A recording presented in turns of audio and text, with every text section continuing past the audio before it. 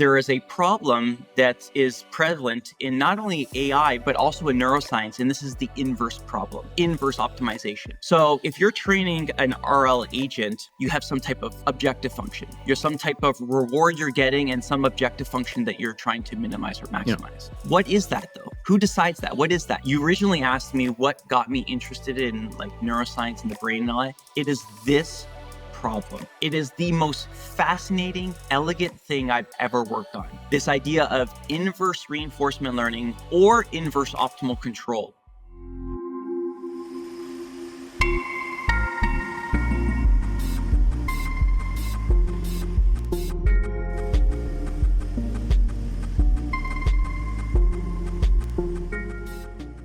Welcome to the AI House podcast, the podcast where we talk about AI and cutting-edge technology.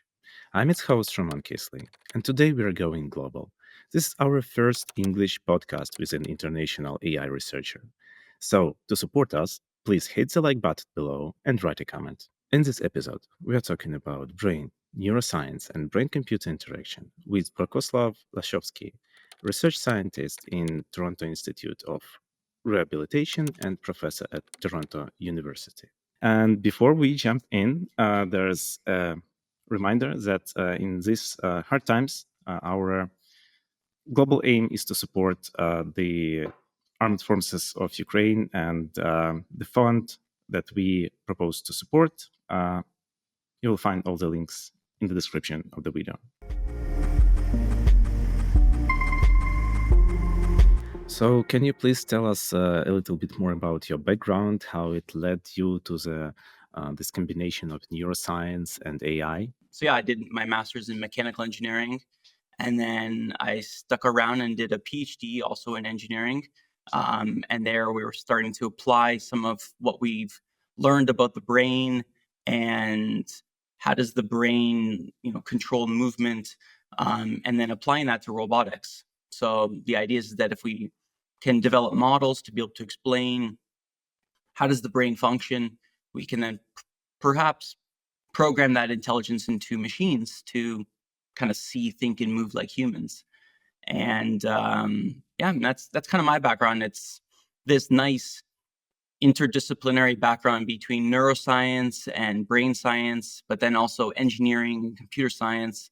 And it was kind of that latter half of my education that I started to getting more comfortable and applying and developing AI algorithms to problems in neuroscience. And now you're back in neuroscience. As I know, you're running a lab with research in neuroscience.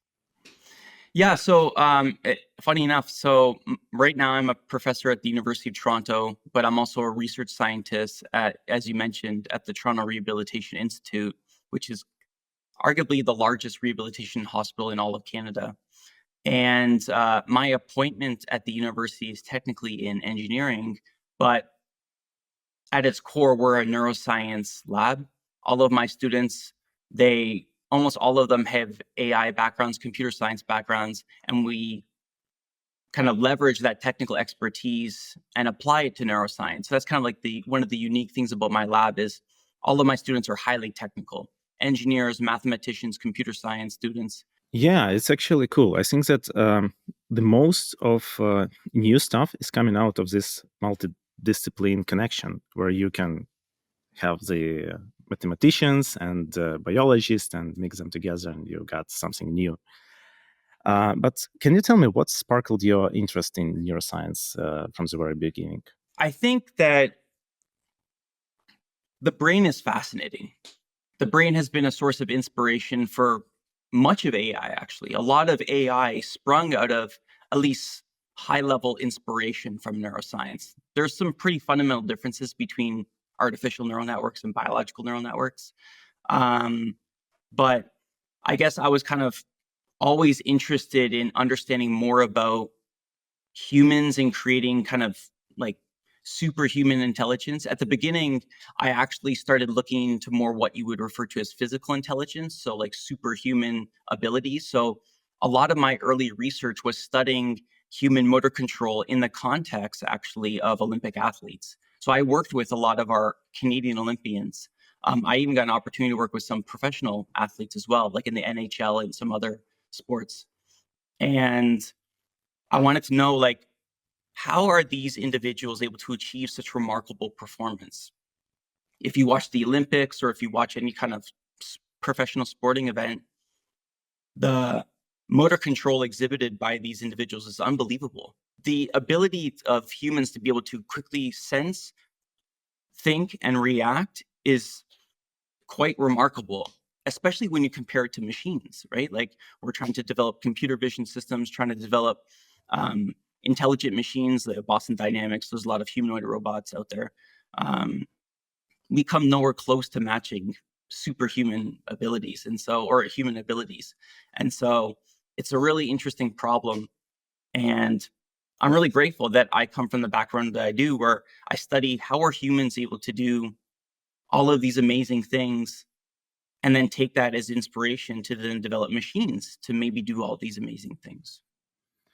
And basically, don't you think that here we can also benefit from some kind of blend? So when machines will be integrated into our body and will be like one whole?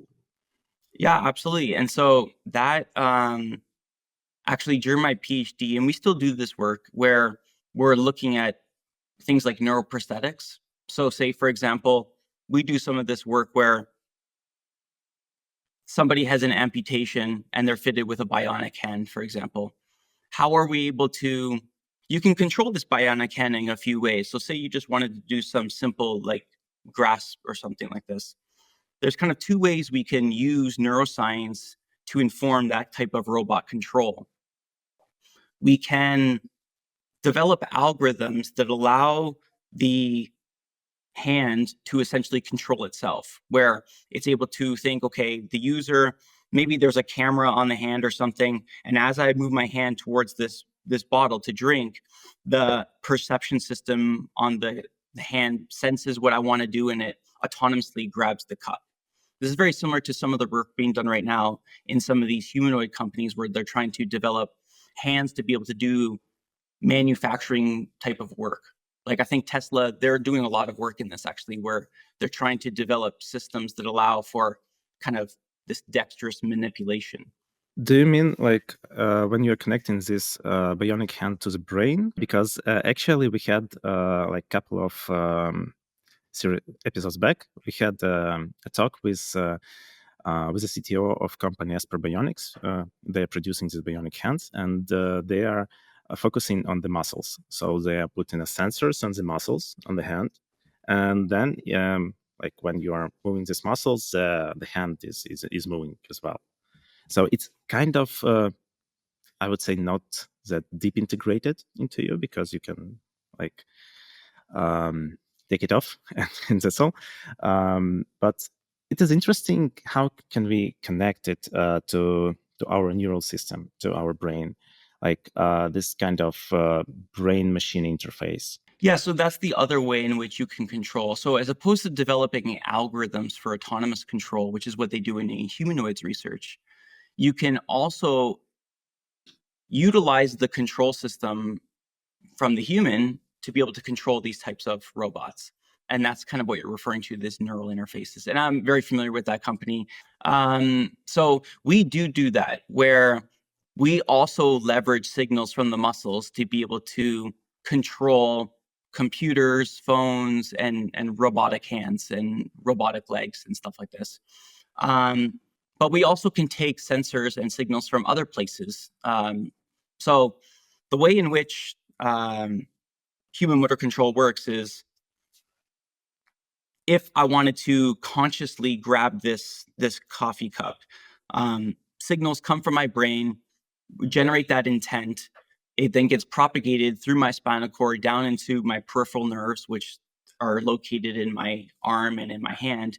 And those commands are used to contract the muscles, which then allow me to grab the cup and bring it to my mouth. In the case of an amputation, say, for example, I'm amputated right here on my wrist, those control signals are still generated in my brain, and they still go down to my peripheral nervous system. So to the muscles in my, to the nerves in my hand, in my arm. But they stop at the amputation. So what they can do is you can put sensors, as you mentioned, on the residual muscle, the part that's still remaining, and use that as a way to decode intent. But the origins of that control signal are in the brain. So you also can record signals from the brain at different levels of invasiveness. So we've done research kind of across a spectrum of different types of invasion, where you can use things like electroencephalography, which are just caps that go directly on the skull, on the scalp, and they record electrical activity in the brain. And then we can develop neural decoding algorithms to try to estimate, okay, based on this pattern of activity, what does the user want to do? You can get these kind of signals from the scalp using a non-invasive cap that someone wears. You can also use more invasive methods, and there's different levels of invasiveness. Probably the most invasive is electrodes that go directly in the brain. And this is becoming pretty popular with companies like Neuralink, owned by Elon Musk, who are doing this. So the actual algorithms that they're using can be applied to many different types of sensors. What Neuralink really specializes in, if you kind of boil it down, is the sensing technology, the hardware.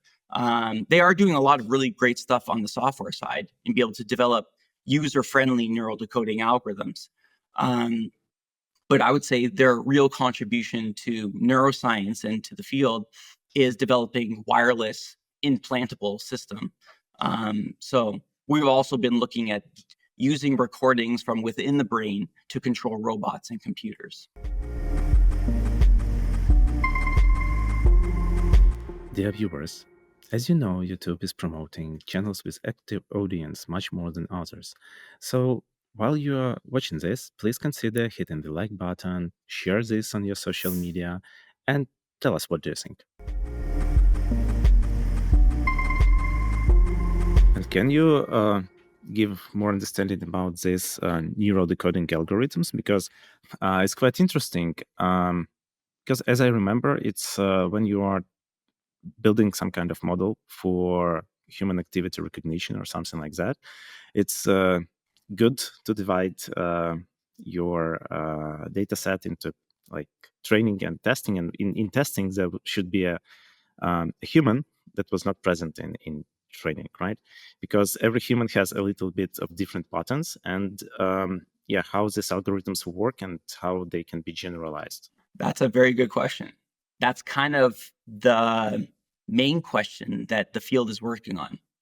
So it's everyone's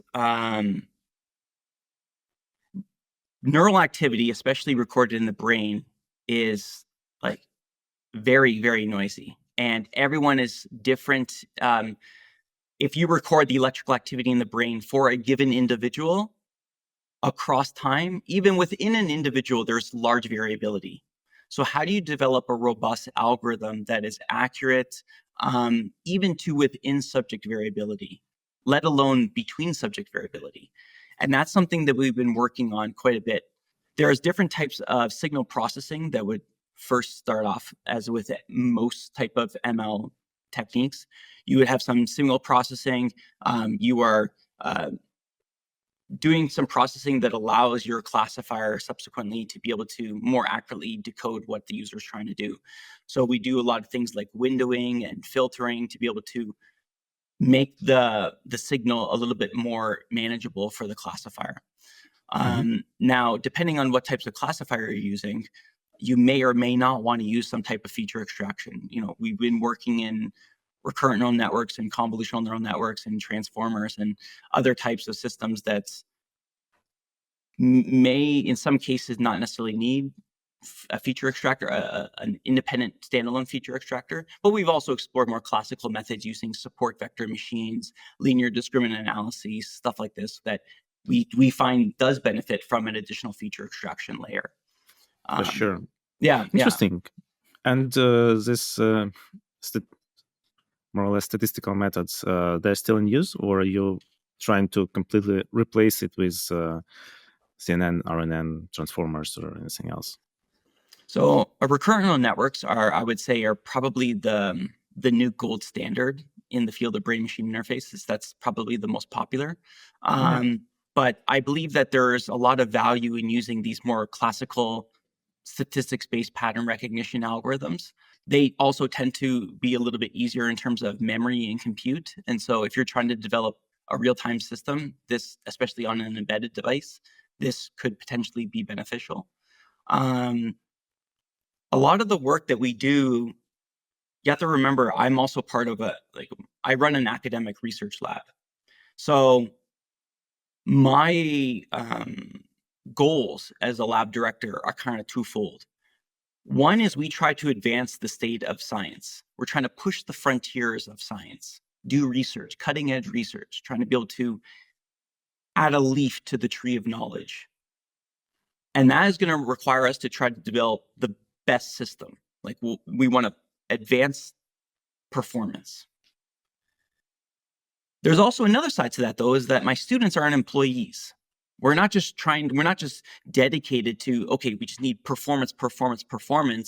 This is all supposed to be a learning opportunity.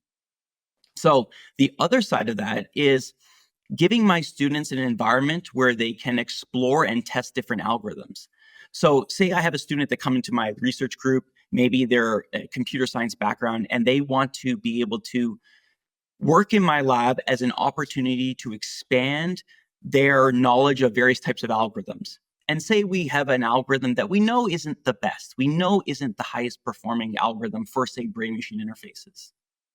But I still would, if the student is interested in adding that algorithm to their arsenal, they want to show that they have experience working with these types of algorithms, I will give them that opportunity to explore them. Like I'll give them that opportunity to test and see what happens for their own personal growth or their own personal learning. So this way, when they leave my lab and go and get full-time jobs, they now have exposure to all of these different algorithms that they could apply to this new application. A lot of the work that we do in my lab is twofold. We want performance and advanced science, but I also want to give my students opportunity to learn. And part of that means not pursuing high performance all the time. That also means giving my students the opportunity to explore algorithms that we know aren't high performing for our application, but they may be important for my students later when they graduate. Okay, yeah, that makes sense. Yeah. All right, so getting back to the algorithms themselves, so could you please go on with explaining how we are decoding the brain signals? Yeah, so once we are able to convert this high-dimensional data into something that is a little bit more manageable through signal processing and, say, feature extraction, we're able to project that high-dimensional data to a low-dimensional kind of manifold. And so we're looking into that as well, more regression tasks for kind of continuous control, whether it be for a computer or a smartphone or a robot. But a lot of our work in the past has mainly focused on classification. And one of the challenges with that is developing a classifier, for example, that is robust to within and between subject variability. And so we've recently been exploring the use of contrastive learning methods to be able to kind of take into account those differences. And that seems to be promising. That's still unpublished, though, but it seems to be a pretty promising approach. The other avenue that we're exploring to tackle this generalizability that you mentioned at the beginning is using foundation models, developing our own neural foundation models, whether that be for EMG, like recording at the muscles, like you previously mentioned about the company, or if you're recording from the brain. So we're kind of interested in developing these foundation models that can be applied to various types of neural signals. They don't yet exist, and we're working to develop them ourselves. It's really hard because it requires a lot of data, and it's really hard to curate those data sets based on what's available online.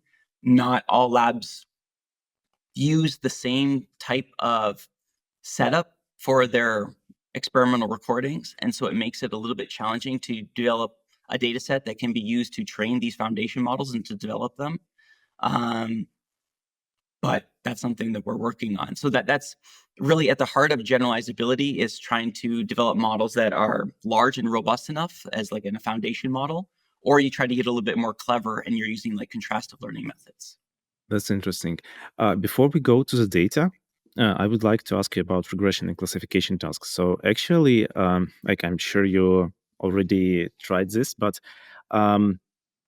what if instead of doing the regression for the next movement, you have, for example, the classification? For example, you want to take a bottle, and you understand that this would be the movement like this, right?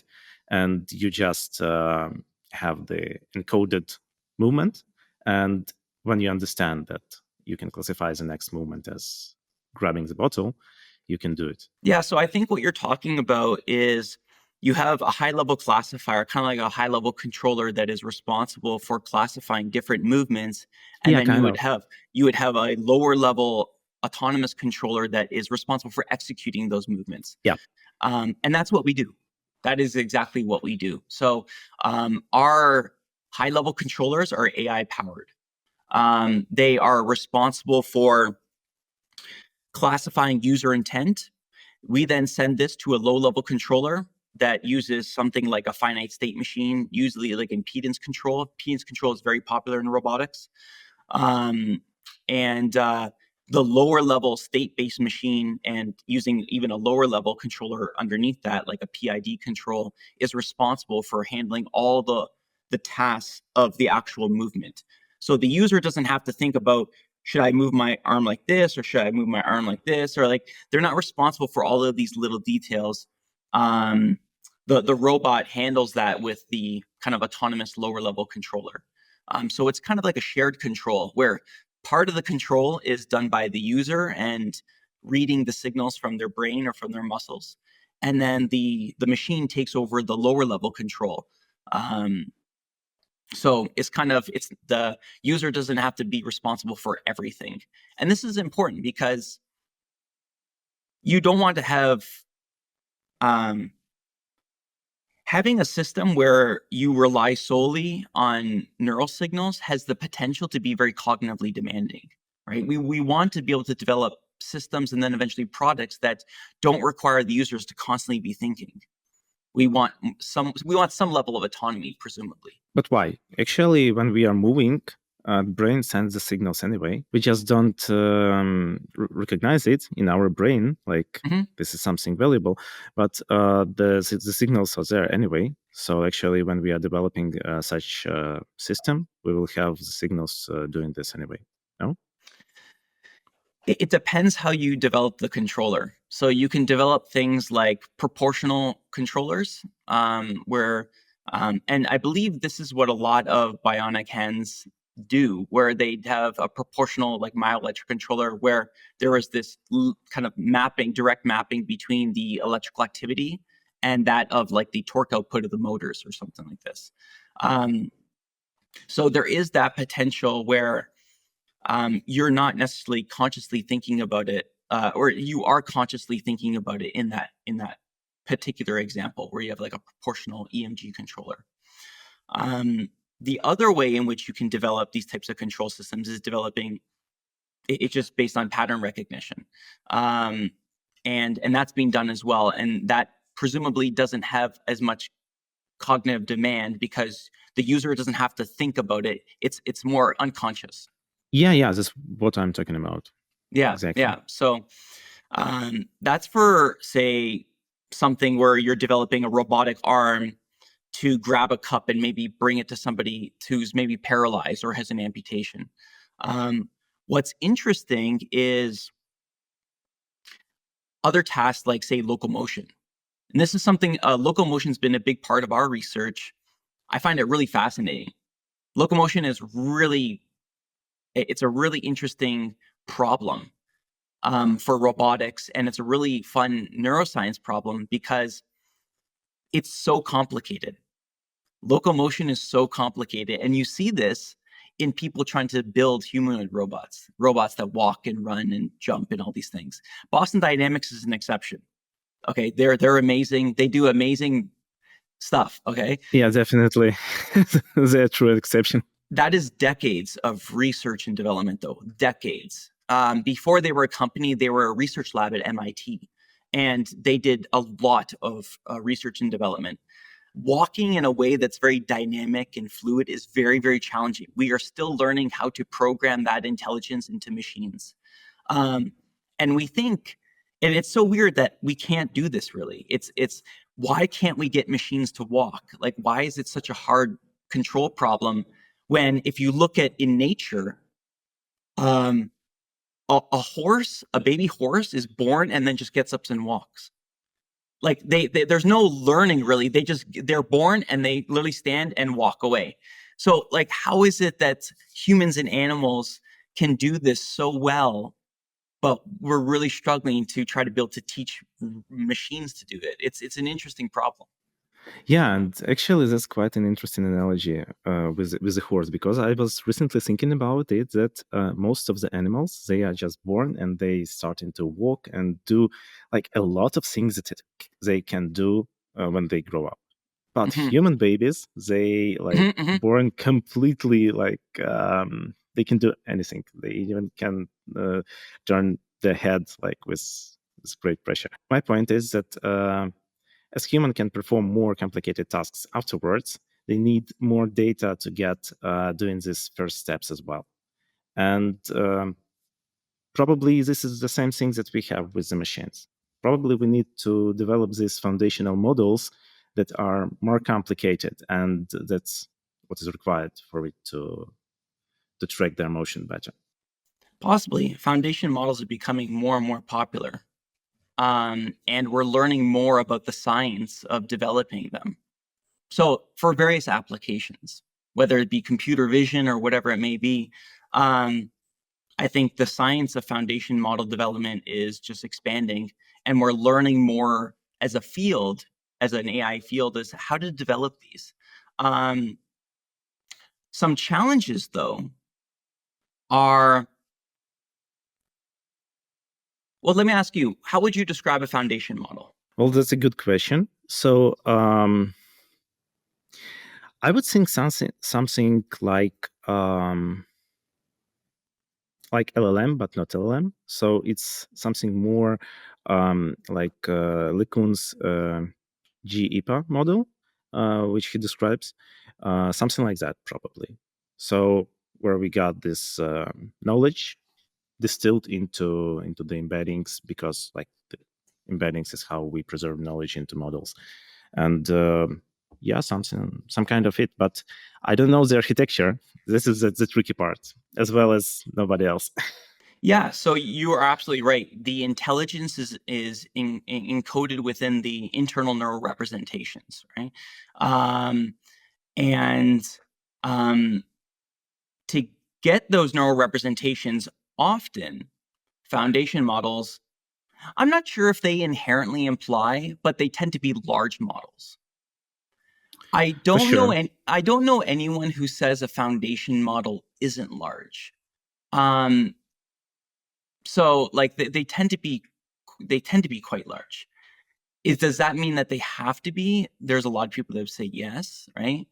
In our case, when you're talking about robotics or when you're talking about brain-machine interfaces, it has to be able to run in real time.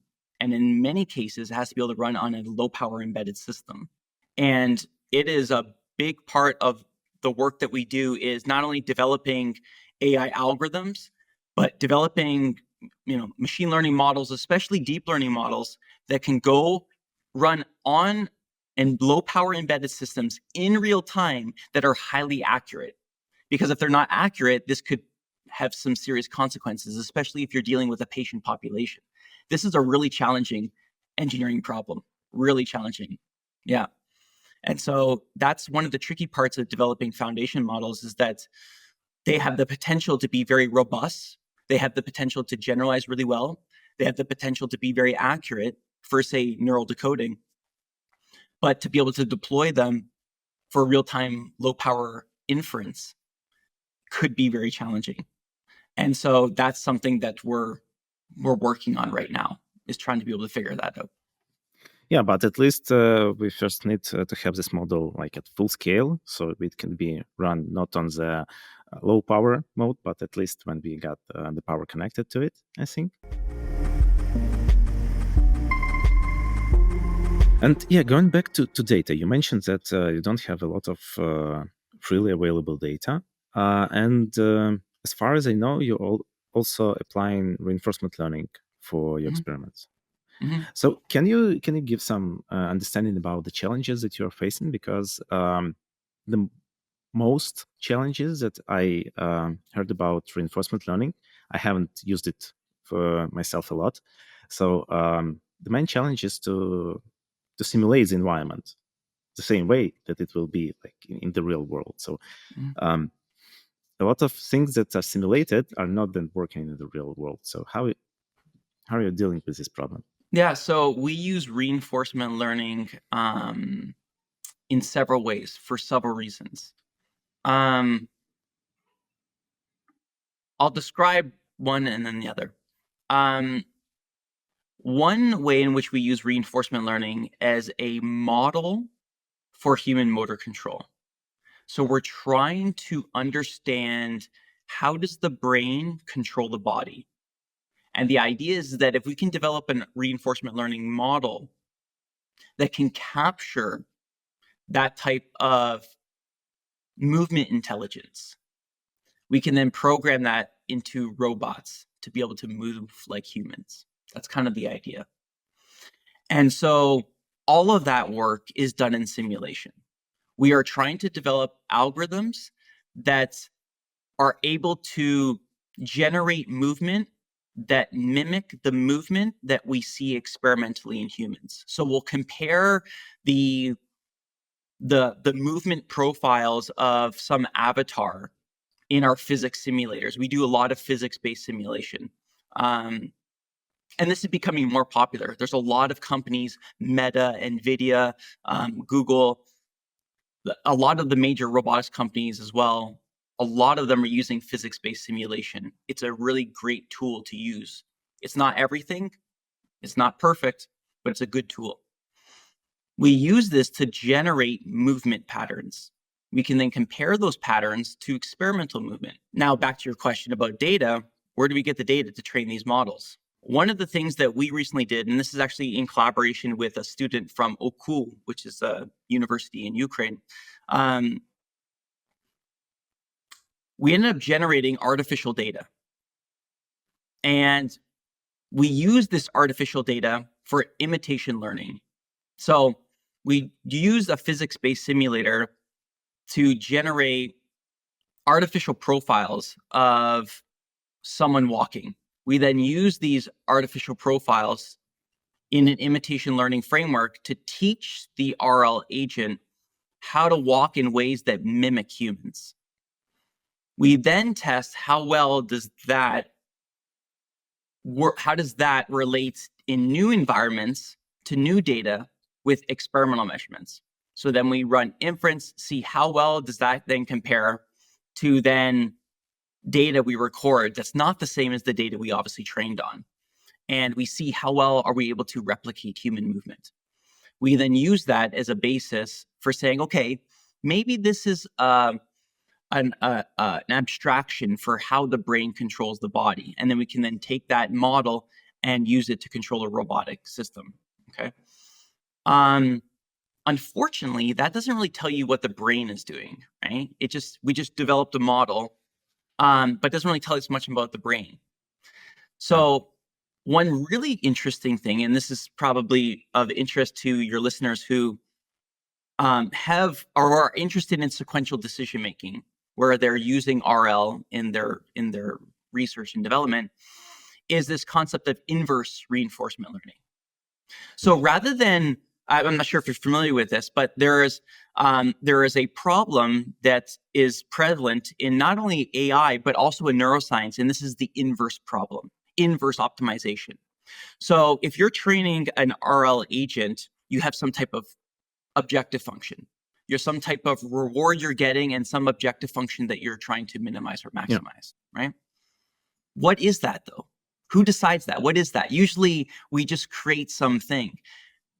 if you're trying to simulate how the brain controls the body, we need to know what is that? What are you trying to compute? Like what is the agent trying to do? That is what the inverse problem is. You are trying to back calculate what is the underlying objective function that is trying to be solved for. This is what I'm most interested in. You originally asked me what got me interested in like neuroscience and the brain and all that. It is this problem. It is the most fascinating, elegant thing I've ever worked on. This idea of inverse reinforcement learning or inverse optimal control. Optimal control and reinforcement learning are very similar. There's different ways of achieving the goal. One is based on classical optimization and control theory. The other one is data-driven approach. But the inverse problem is solved nevertheless the same in both, where you're trying to understand what's the underlying objective function being minimized or maximized. But wait, in the simulation, you have to already give this function to the environment, right? So in the forward sense, now Okay. we're working Yes. on the inverse, where we're taking data and we're developing inverse reinforcement learning algorithms for this data. For this, we have these states and actions. We're trying to now reverse Okay. engineer Yeah, I got it. Mhm. what is being optimized. And then if we are able to do this successfully, we're in the process of doing this now.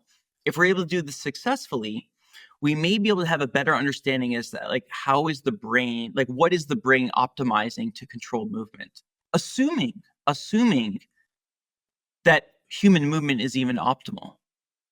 And one way I can try to describe this to people who maybe don't come from a neuroscience background is, you may have heard that humans move to minimize energy. We're trying to be energy efficient. You may or may not have heard that. There's a lot of evidence to support that from an evolutionary biology perspective. So we want to be able to conserve energy just in case there is a predator and you need to be able to outlast that predator, to be able to run from the predator. If there's minimal food, we need to be able to conserve our energy because we don't know when our next meal will come.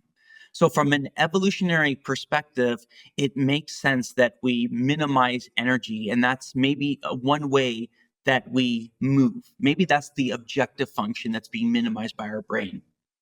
And interestingly, there were some really famous studies done at Harvard that it started at Harvard, and a lot of this research has been replicated with other types of animals, including humans, that show that if you were to put a horse on a treadmill, and if you were to measure their essentially their metabolic cost, like how much energy they're using while moving, and if you were to have them move at different speeds, you would see how does their energy consumption change as a function of speed. And interestingly, if you take a horse and they're galloping, if they gallop too slow or too fast, this is energy inefficient. There's this sweet spot right in the middle. There's some optimal speed to gallop that is energy efficient. When you now observe horses galloping in the wild, it just so happens that they gallop at that speed. Horses don't gallop at slow galloping speeds, and horses don't naturally gallop at fast galloping speeds. They just so happen to gallop at this, what we scientifically show with this energy minimization. And this has been replicated in humans and all this other stuff. And that was also what inspired many roboticists to develop robots that move in a way that minimize energy efficiency. Robotics are very energy inefficient. And so that's another problem we're working on. And we're taking inspiration from biology because, like I said, humans and animals are very energy efficient. Our brains have presumably learned through evolution and our own lifespan to be very energy efficient. How can we program now that intelligence and design robots physically and on the software side to be very energy efficient? That's a really interesting problem. That's really interesting, but don't you think that it is kind of different levels? So basically, if you are thinking about the one individual from from any species, and it is energy efficient, and it comes down evolutionary from the very long time ago. So basically, if you're looking at macro level, this may be the function, the energy efficiency.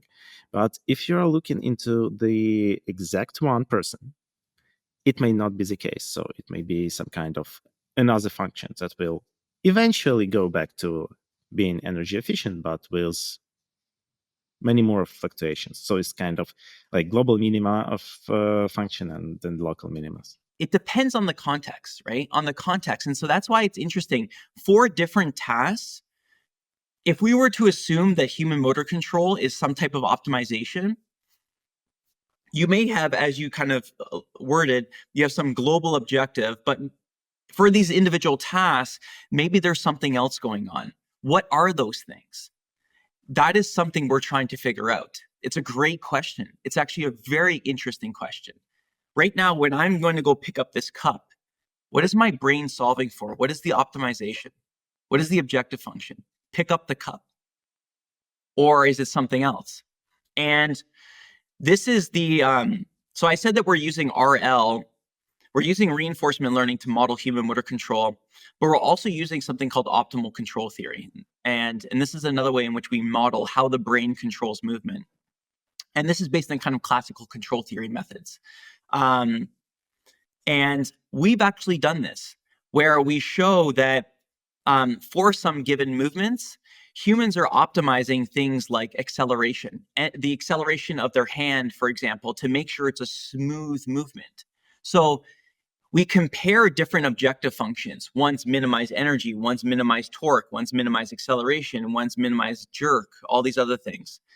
And we see that in particular situations, like particular tasks, like say reaching forward or something like this, in our experiments and experiments of others, the brain appears to be optimizing for kind of minimal jerk or minimal change in acceleration of the end effector, which is essentially your hand. So our brain is trying to be able to create smooth movement. It's not necessarily energy efficient, it's trying to be as smooth as possible.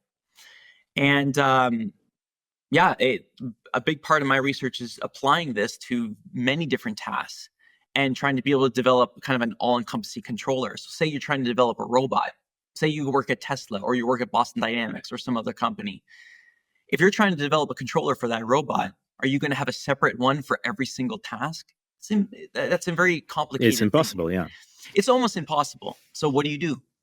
How does the humans do it? Does our brain have something where we have 1,000 different objective functions and the brain switches between all these different controllers? Probably not. It's something else. So we use reinforcement learning and optimal control as a mathematical abstraction. It's not probably what is actually happening in the brain. I don't believe the brain is actually governed by optimal control theory. So we use optimization as a mathematical abstraction as to what is maybe like how to model the brain. Okay.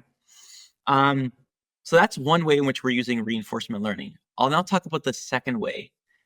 But before I talk about the second one, I want to mention one thing based on a comment you mentioned a few minutes ago, was that there's this gap between simulation and the real world. Yeah. You started by saying that. Yeah. That is true. That will presumably always be true. There is a very famous quote that says, all models are wrong, some are useful. And that is because models are inherently abstractions of the real world. If they were the exact same as the real world, you wouldn't need the model. You would just use the real world. Right. Yeah. The second way in which we're applying RL to our neuroscience research is not using reinforcement learning to model the human brain, but as a way of training our neural decoding algorithms while interacting with the brain. So I previously told you that we record from the brain, we develop neural decoding algorithms to infer user intent. We then use that intent to then say control a computer cursor or control a robot or whatever it may be. Right now, I am wanting to control my computer screen.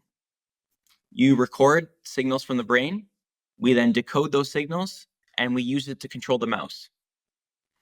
That's the feed forward loop. However, I get feedback. I see the mouse move. Now, what happens if my neural decoder was incorrect? Right now, I want to move my mouse to click, like, I don't know, end this conversation or something like that. I want to click end conversation. But instead, the neural decoder thought I wanted to click increase volume on my screen or something. So I get that feedback. This is an error and a reward signal. Reinforcement learning is an awesome tool to be able to integrate into this in order is to be able to teach our neural decoding algorithms from the mistakes and the expectations of what the human wanted to do. Yeah, but here comes the question. So presumably you want to end the conversation and click to the button. And being a human, you would understand that clicking on the end conversation button will end the conversation like from the first time. And being an agent with RL algorithm, you will need a couple of simulations to do it. Much more. So you will need much more samples to learn this thing. So here comes the question. So when we are learning this neural decoding from using RL, are we not missing something in terms of that as a human, we are learning it much faster? So when somebody is learning a brain-machine interface, they are learning about the machine as much as the machine is learning about them. It's a dual agent system. And not a lot of people appreciate that. A lot of our research in the past has focused just on the feed forward, just decoding the signal. They're not necessarily, we haven't previously considered the feedback and this dual learning, dual agent system. So there is a misconception that the human automatically knows how to generate neural signals that will allow you to click the button. You have to learn how to interact with the decoder in order to do that. There's a learning process in the human. And then there's also the learning process on the machine learning side, obviously. So they're learning from each other. You did mention, however, that they learn potentially at different speeds. There is this gap between the rate of learning. That is interesting.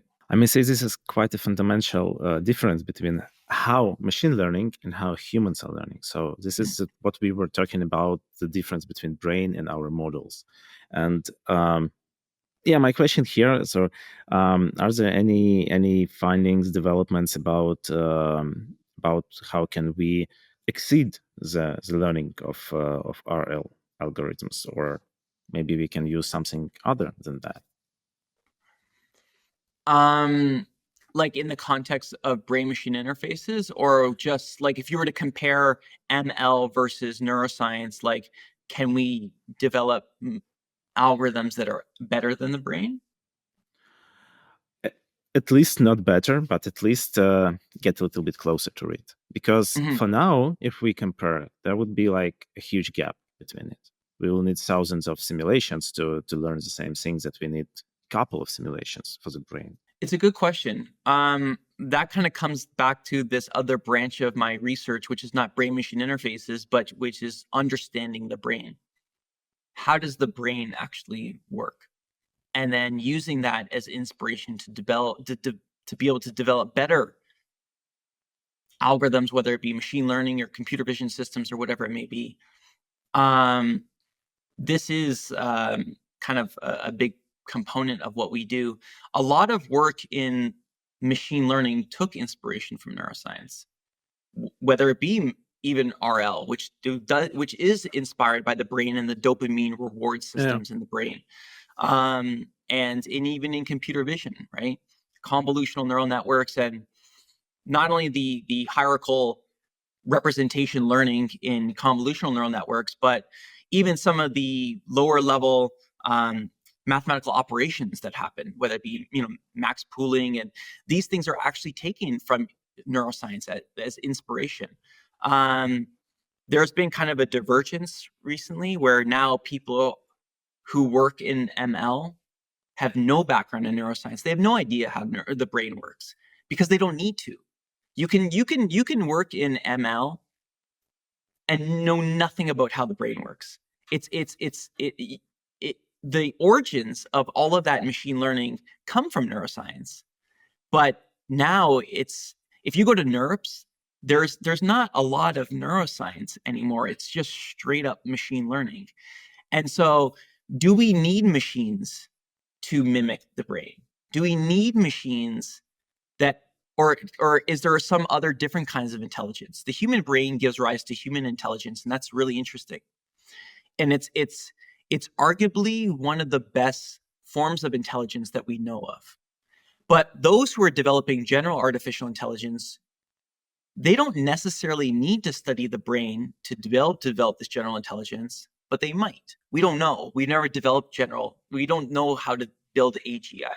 But this is a real fundamental question, is right now when people are developing machine learning, the brain and neuroscience can provide a lot of inspiration, and humans do have the ability to do some really remarkable things that machines can't do yet. But does that mean that they need to mimic human computation, neural computation, in order to achieve that level of intelligence? I don't know. That's kind of like a real fundamental question. At the same time, machines are good at some tasks that humans are not good at. So yeah, they're quite different. But do you think we are close to creating this efficient human-robot communication interface, some kind of human-machine? For select tasks.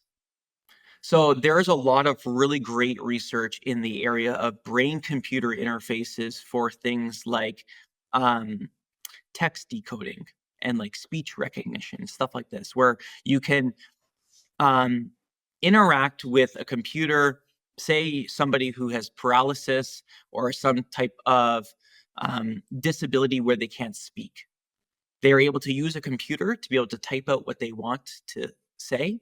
And they even have speech synthesis systems, which then go from text to speech. And they do this really interesting where they've actually used generative models to go from text to speech using the voice from the user before they were paralyzed. Yeah, interesting.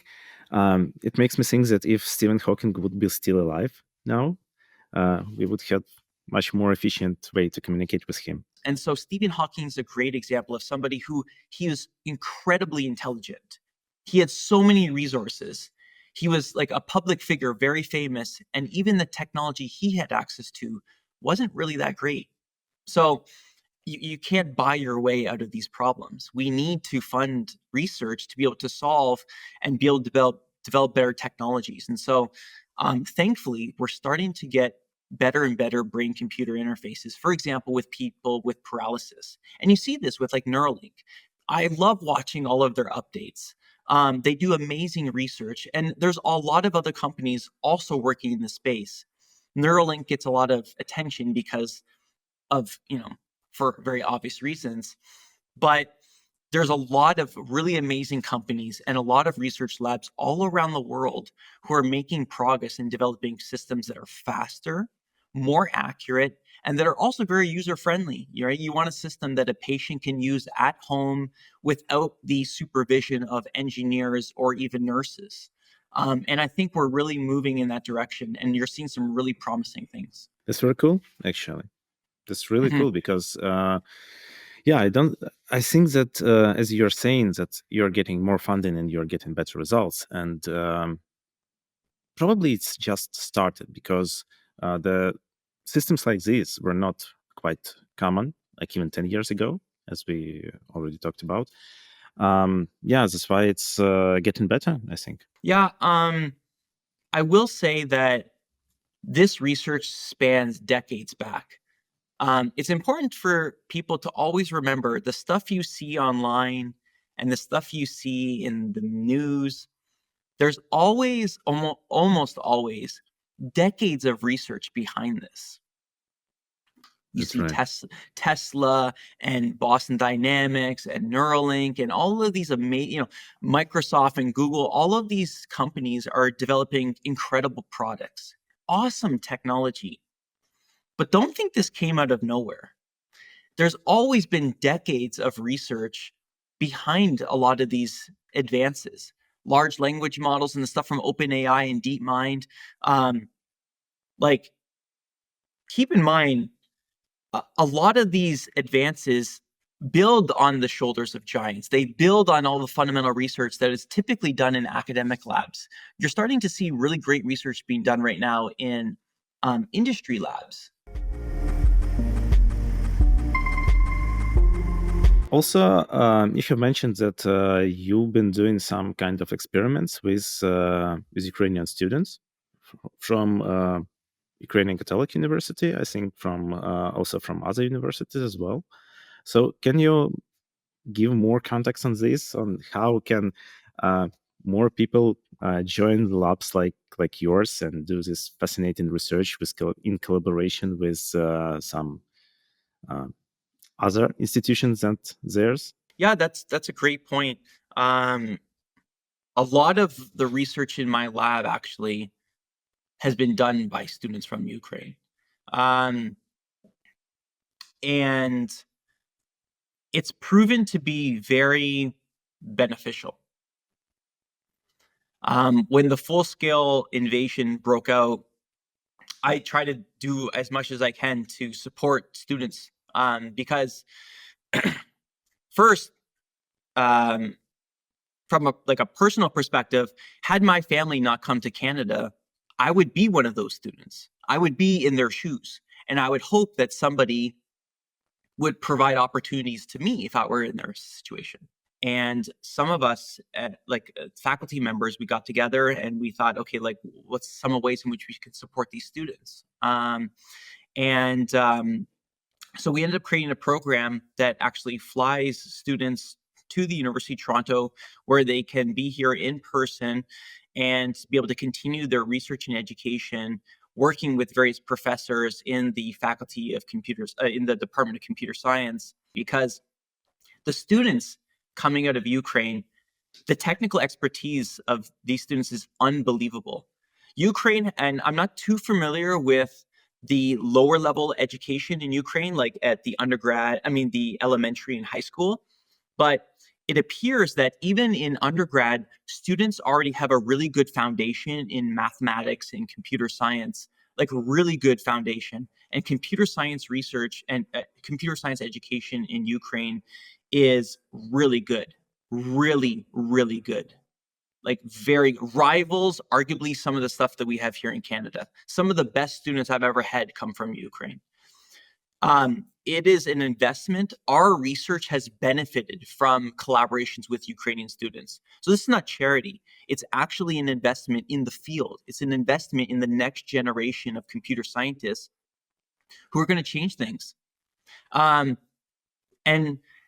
it's maybe no surprise that there's such talent in Ukraine if you look at some of the people who have been influential in the field of computer science, right?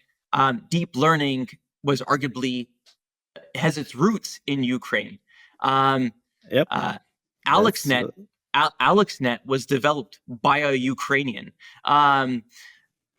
Ukraine has provided an amazing source for decades of talent that can advance the machine learning field and artificial intelligence more broadly.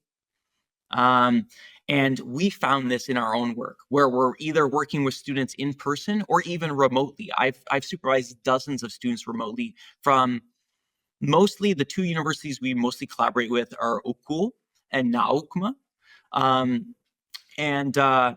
And again, mostly limited to computer science. And it's been great.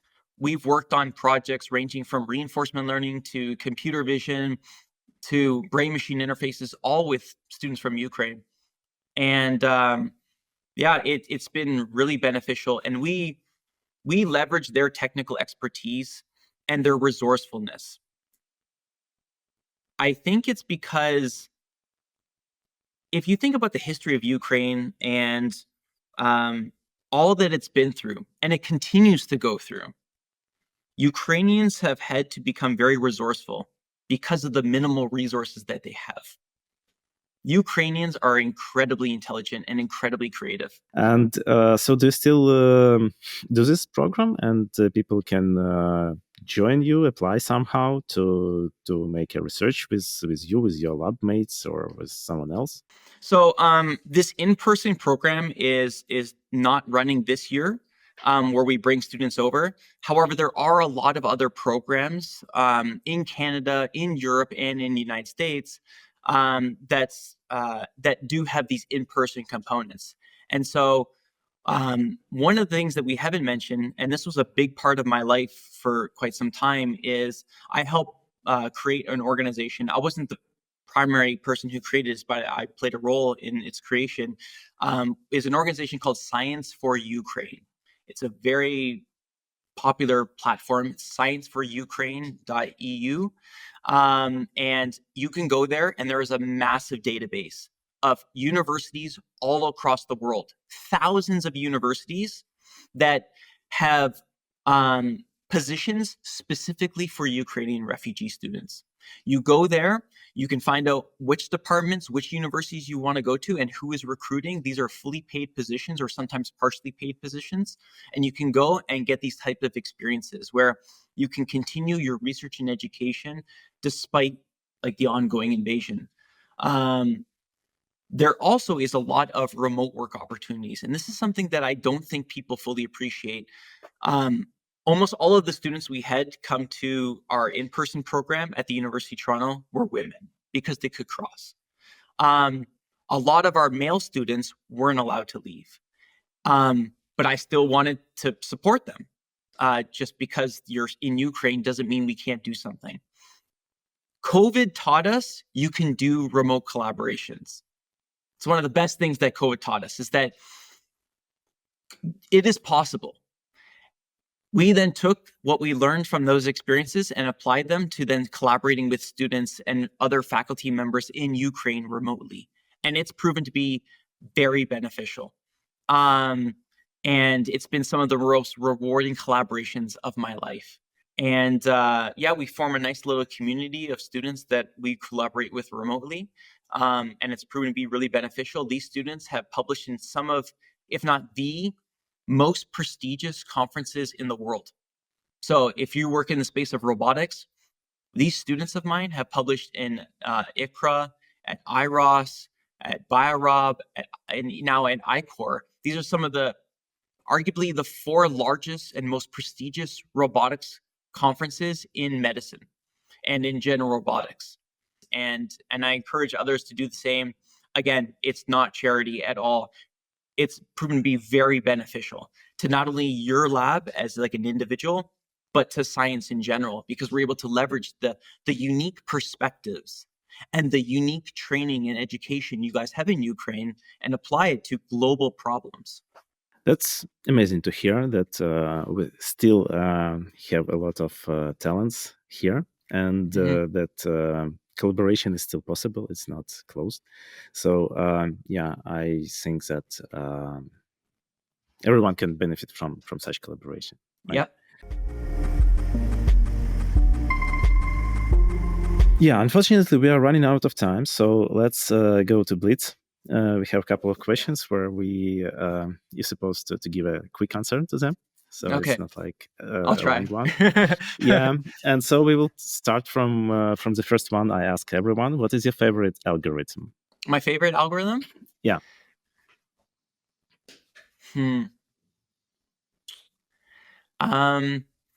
It's not RL, but my favorite algorithm is what's called it's direct collocation, optimal control.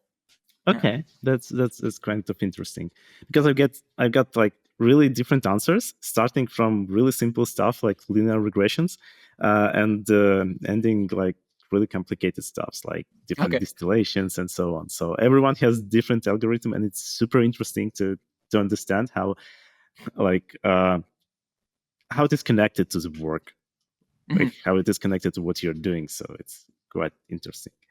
Next one. So how do you think? Are we far away from AGI? Well, you wanted a short answer, so I will say no. I don't think so. And how many years?